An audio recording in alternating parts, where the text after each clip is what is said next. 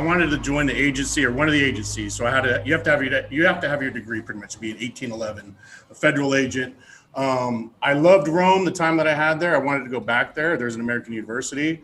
I'm out. I need to get my degree. And I'm like, why not go back to Rome? So I went back to Rome. It was a small school, it was the American University of Rome. So it's business, communication, political science, art, small school. I was actually the first vet to attend that school because they didn't know what the GI Bill was. They had no idea what that was. So I was a whole hoopla in getting in. Ended up getting in, and I worked on the side. I worked at gyms, bars, clubs, bounced, anything I could do to pay bills while I was going to school, which forced me to get into the culture some more and really learn the language and just kind of I have a deep, profound love for Rome. I mean, my walls have pictures of Italy and Rome, and and a lot of my inspiration for art, coffee, design work, a lot of that comes from a lot of the churches I spent time in Rome. That the churches of Crusaders would spend time in and leave their art there. So that's really where the Rogue designs came from, and the love for coffee as well. Spending a lot of time there drinking coffee every day and kind of the whole culture around it and stuff like that. So yeah, there's some a lot goes back to Rome, man. Yeah, for sure. So yeah, I did that. Went to school, man, in Rome, and it was great. Yeah. So let's concentrate a little bit. So on the side of the house when you were doing embassy work, who was probably the biggest name? I wouldn't say your most favorite person, but the biggest name you probably had to, protect during your time in the Marines. It would have been everybody's favorite, probably Bill Clinton and Hillary Clinton. We were attached. So when they're traveling through Europe, they'll pull Marines from different embassies to support the Secret Service. Yeah. We'd stand in the hallway, check the food trays that even would come to their room. We'd be there with an agent. We'd open it up, make sure there's nothing there, stuff like that, And what were you looking for? What were you looking for in their food? If it was for Hillary, it's probably, I don't know, dildo or something. I don't know. But I don't know. I don't know what they're looking for, man. I was like, it was just a cool experience. And I was 21 and I thought it was so cool. We were in The Hague, Netherlands. They pushed us over there. And I remember Bill Clinton, he had his cane. He just messed his knee up or something. So big old dude, but big guy, man. And Hillary had the big power suit on. So I put that picture up a few times. And I always get hammered. Dude's like, oh my God, you protected her. And I protected her later on in Afghanistan as a contractor with the embassy. So, and that's what guys don't get. If they don't get you get it. A lot of guys get it. You don't have to like your client. It doesn't matter. It's part of the deal. You can hate them, but guess what? That's your job, So, it would have been those two. We had numerous CODELs come through there. Secretary of State, Dalton. I don't remember if you remember Secretary of Navy, Dalton. He came through there. Yeah. So just kind of, that was 97, 98, during that period. Those probably the biggest names in the embassy. Yeah. Now, Yemen, nobody visited until the coal was hit. And then did you hear any good stories or any witness Bill, like trying to sneak in any girlfriends or anything? Oh, we can't talk about that. Yeah, that's true. There is a code, right? When you protect people, there is a little bit of a code there that you're not going to share. There is, man. Too. Even I've had other clients, billionaire CEOs and families and stuff like that. Stuff that you see in that world, you get very close with these people. You see all the family dynamics. You see everything that happens. You're right there, and. For me, it's kind of unprofessional in a way to get out and say, oh yeah, this, that, that. It was just work at the time.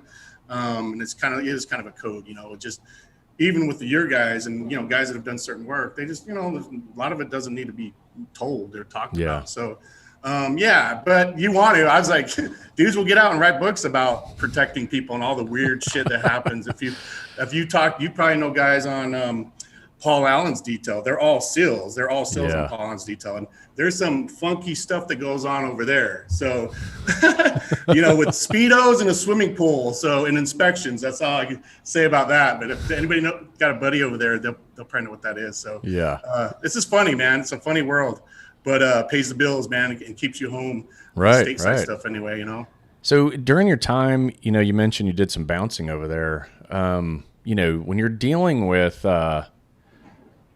just hostile or drunk, belligerent people. What have you found, the more on the psychology of that? Like, Do you think de-escalation works with a belligerent person, or, all your years of bouncing, what would you say? What's the best way to deal with it? Yeah, I think you approach it to de-escalate it for sure. And some people can be reasonable. And some people can't, and it gets to a certain point where in that work, which whatever that works is like bouncing, whatever, it's kind of cheesy, but and even more so throughout, the military and being in environments where people are acting up and you have to deal with them in a certain manner, because you're also representing that bar, you're representing that person, you're representing that business. So, you might think you're doing your job, but if you do it in a way that your client or the business owner doesn't like, then you could be fired, whatever.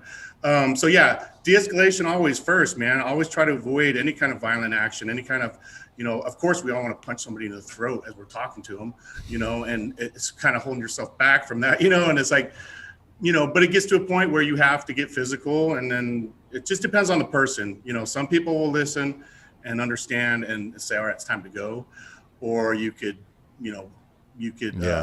push them in a certain direction to want to go, Right. So, well, you're a big guy too. What are you? How tall are you? I'm right at 6 foot. I'm 6'2". I'm between 220 and 230, depending on how many donuts I ate that day. I see your workout videos on Instagram. Yeah, I try to, hitting it hard.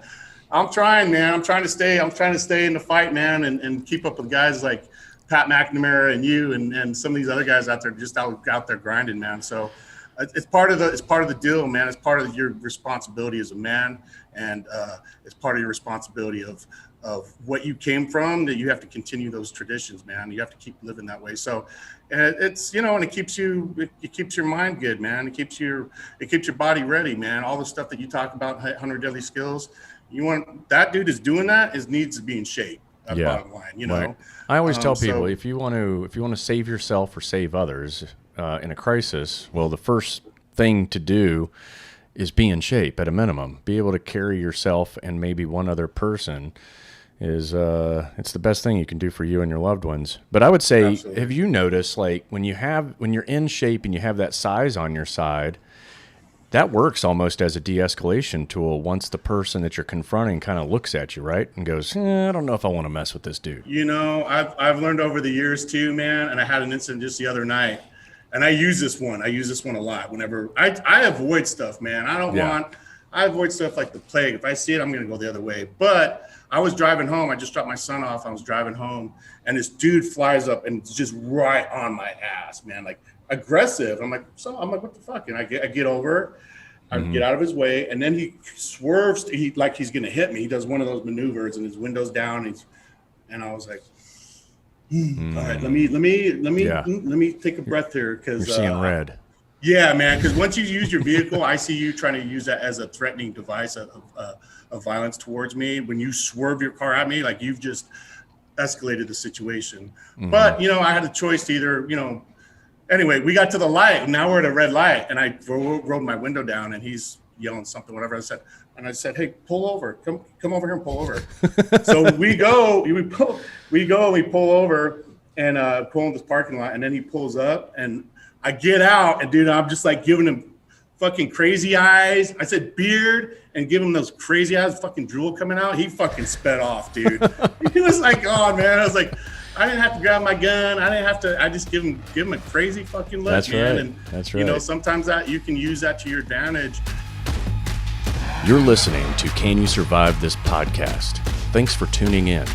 Please make sure to subscribe, rate, and share on the iHeartRadio app, Apple Podcasts, or wherever you get your favorite shows.